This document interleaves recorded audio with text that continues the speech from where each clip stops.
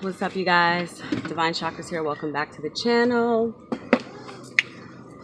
So, put my seatbelt on. Y'all know how I do. I don't like seatbelts, so y'all get this. I want to talk. Oh, okay. So, really quick, I want to follow up on the last video that I posted on the binding spell. Okay. Now, there's a few things that I left off, and I apologize for my scatterbrainness, but I'll explain to you guys in another video while I'm a little scatterbrained. Okay. Anywho, so as far as the binding spell is concerned, I forgot to mention, which I did notate in the video, that in order to reverse the spell, you must unfreeze the bag. Okay, so take it out the freezer, unfreeze the bag, and let it unthaw. Take the paper out. Basically, just say out loud that I am unbinding myself from these things, and the spell is reversed. Okay. Someone else also asked me, how long do you leave it frozen? You leave it frozen forever. I mean, as long as you want to be bound to this particular thing, you do not remove that bag out the freezer. Now, if someone throws your freezer bag away, then you're going to have to do another binding spell. If you have to move and, you obviously are taking stuff out of the freezer, then my suggestion would be to put it in a cooler on ice to keep it frozen. Okay?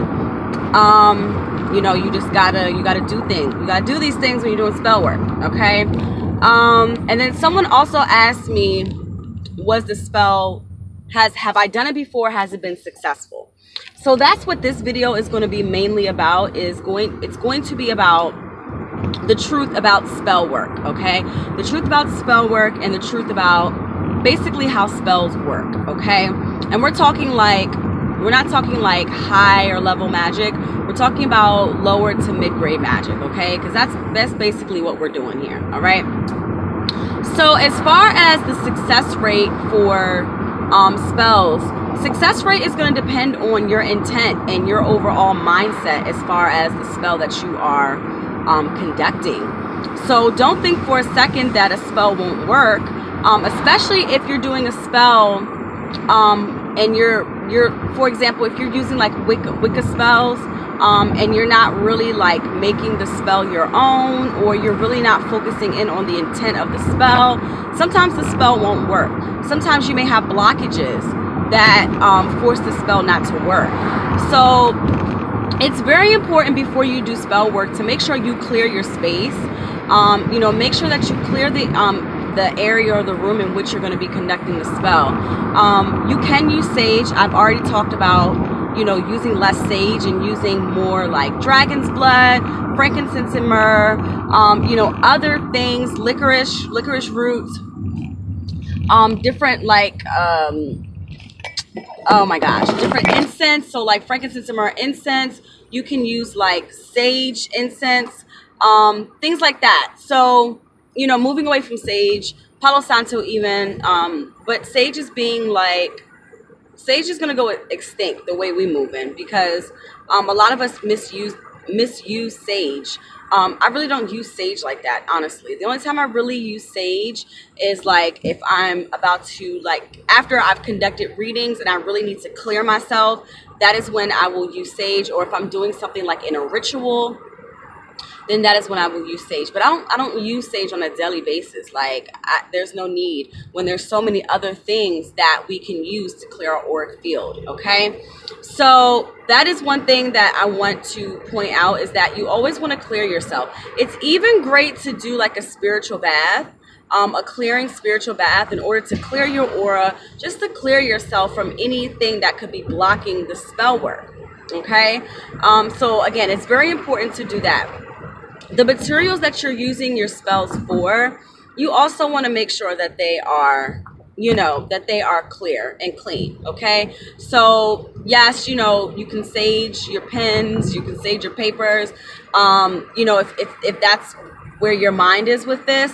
What I mean is, like, for example, if I am doing candle work, or if I'm using like a glass container to do a spell in, then I will clean that out with Florida water, you know, just to get any residue of energy off, because whoever manufactured that particular item, you don't know what type of energy they resonated with. You don't know what type of intent that they had. They could have been pissed at their boss, or, you know, they could have been pissed from home and they come in and they're manufacturing these candles, and now you got that negative, angry energy on those candles. So I hope that that makes sense, because you want to get any leftover residue from energy off. You can even do like a salt water spray, a salt water mix. My Florida water mix, or my spirit spray, is something that is a recipe, secret recipe of mine, and it's been requested that I sell it. So I am looking into purchasing bulk spray bottles, and I will soon be offering my spirit spray. So make sure you guys stay on the lookout for that. Let me put my window up, because I know it's kind of hard to hear me. So okay, that's before conducting your spell, right? So when you are actually actively doing your spell, it's very important to use visualization. It is very important to use all of your focus on the intent, on the manifestation, visualizing what you want that spell to do for you. That's why I say that it takes a lot of energy. It takes a lot of mental and physical and auric energy to cast spells. All right, especially when you're doing like reversing spells, protection spells, money spells, things like that. Like, it takes a lot of visualization. It takes a lot of concentration. So that's why I don't personally cast spells all the time. I only do spells maybe once or twice a month. When I do money spells, I try to do them around the full moon and the new moon. I noticed that when I do spell work and it's not like a major moon shift, I really don't get the results that I'm looking for. Okay, so if you are looking to, if you're looking to manifest something, money spells I would definitely do around the new moon. And then of course, like, if you're doing like releasing spells, protection spells can be kind of done during the new moon or what have you. There's some other spells as well that you can do around the waning and waxing moon. You would definitely need to, look, if you're looking to cast a particular spell, I would just Google the best time to do that spell, so that you will be able to use the energy of the as above, so below, so that you're not using so much of your auric energy. Okay. It's also recommended that you do charge yourself back up after you do these spells. So just doing like a recharging bath would be great. So like a Himalayan salt bath is great for recharging and just like clearing out, not even clearing out, but just like recharging. Okay, getting your energy field back up. Also selenite is a great way. After you completed your spell, you can do your selenite wand all over you, and that'll really help to increase your auric field energy. Okay, what else? I would definitely say, people are very like back and forth about eating right and all that good stuff and conducting spells. I always say the higher you vibrate, the quicker your spells will work. Now, also, if you're working on spells and you're working with emotion, so if you're doing a spell and you're super angry, if you're doing a spell and you're super sad, if you're doing a spell and you're super motivated, then that definitely will charge, because again, it's all about your intent. It's all about your energy, okay, that you're putting into this spell. But I always feel like it is still great, and it's still, of course, healthy to make sure that you're eating right, that you're drinking lots of water, okay? Where's my water? My water's somewhere. Where's my water? I have a big thing of water. I don't know where I put it. I hope I didn't leave it at home, because that wouldn't be good. Let me see. Did I put it in my book bag? Because now I want my water. Oh my God. I don't know where it is. But anywho, so, drinking lots of water is also going to help to clear and flush you, and to keep, your energy super pure. God damn it, where's my water? Anyway, I'm on the way to a client, so I can't really worry about that. What else about spell work do I want to talk about? You always want to give time for your spell work to work, okay? So just because you do a money spell doesn't mean that you're going to get money that day. Now you might, okay, you might, but if you do a money spell and you're sitting there like, okay, when am I going to get this money? When am I going to get this money? When am I going to get this money? And you're worrying about this spell, you know, it's not going to come to you as quickly as you wanted to, or as effectively as you're looking to have it to work for you. So once you cast a spell, the idea is to cast a spell and forget about it. It's in your subconscious. You've casted that spell, you've done the work. Move on, go on with your life and keep it moving. Like, there's no reason to dwell on it, because the more you dwell on it, the more you're gonna block the blessings from coming into your auric field. Okay? I'm really mad because I think I left my water at the house. What else?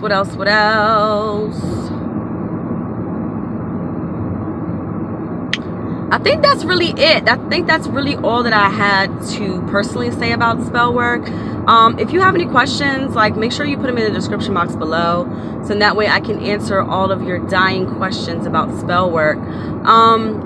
Like, there's spells that you can cast easily every day, and one of the ones that I love to do is inviting money and abundance into my life, because that's something that we all need is money and abundance, prosperity, positive energy. Okay, whether you know it or not, affirmations and mantras are spells, because it is changing your DNA coding. It is putting frequency into your body, which we are a body of water, and also electricity. Okay, so that's why, you know, reciting positive affirmations to yourself. Sorry, you guys. Ooh, excuse me.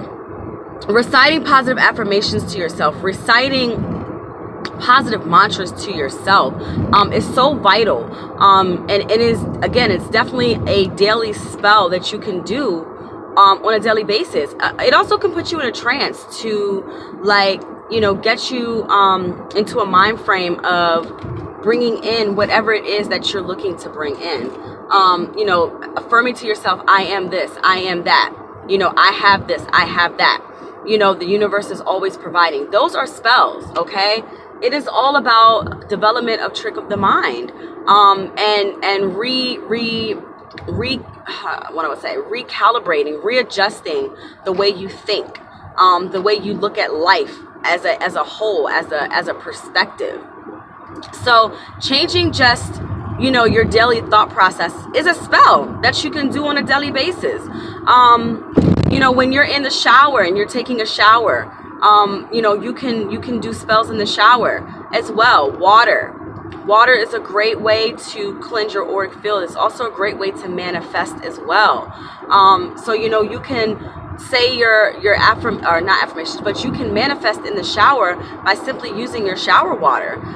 You know, and if you want, you can, you know, put a little Florida water in the shower with you and clear yourself off. There's so many ways to incorporate spells, especially if you live with someone, or if you live with your family and you're not really comfortable with being outward about your practices. Then that's something that you can definitely do. Okay. Also bring your crystals in there with you, so you can get that energy happening in the shower as well. What else? I think that's it. I think that's really it. So again, if you have any particular questions that you want to know about spell work, please let me know. I am here for you. I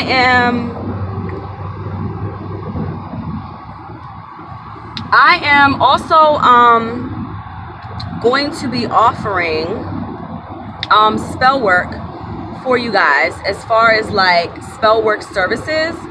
So if you are looking to like have someone come to your home or come to you personally, even like meet up even like meet up at like a coffee shop or whatever. If you're in the DMV area, if you're local, Maryland, DC, Virginia, and you're looking to get like pointers on like spell work, how to conduct certain spells, how to do certain spells, you know, I do provide the items for you if that's something that you're interested in. That is a separate price other than me just coming out and showing up and providing you my energy and my frequency and teaching you the knowledge of spell work. Again, spell work is all about you at the end of the day. It is all about who is conducting the spell, okay? It doesn't make sense for me to conduct a spell for you if you're the one that's needing the spell to work for you, if that makes sense. That's why I don't like for people to like do spells for me at their altar and do all, like, nah. I mean, the only time that I would say for that, for me anyway, would be like distance Reiki. And even now, I'm not really practicing Reiki anymore. It was just something that I really wanted to learn, and it was just something that I wanted for myself. But I'm just not drawn to Reiki right now, so I'm not really doing it, to be honest with you. I'm doing more of the spell work, the metaphysical side, the tarot, you know, spiritual guidance, you know, being that mediator to really like help those people that are stuck, that are trying to figure out their next wave within their spiritual walk. So that's where I feel like I'm more helpful at this point in time. Maybe later on I might pick up Reiki. I do have a Reiki certification for crystal Reiki that I need to go ahead and get. And I know that I need to be reattuned anyway. So yeah, I definitely feel like I need to be reattuned, readjusted. Although I can probably charge myself, I just really feel like I need to be reattuned. So that is about it, you guys. Again, I'm on my way to a client, so I'm about to get off here so I can get on my GPS and make sure that I don't get lost. Okay. That's it. Don't forget about my tarot class, which is happening this Saturday, October the 6th at 10 p.m. Eastern Standard Time on the Zoom app. What else? I think that's it. Make sure you check out my last few videos. I did a binding spell video yesterday. I also got on live yesterday. We talked about celibacy and Venus retrograde, which is happening this weekend. And then we have new moon coming up on Monday the 8th. So much energetic shifts happening. We only have 2 planets currently right now in retrograde, which are Neptune and Uranus. Neptune is retrograding in Pisces, and Uranus is retrograding in Taurus. Okay, you guys, I love you so much. Thanks for watching, and as always, I'll check you guys in the next video. Peace.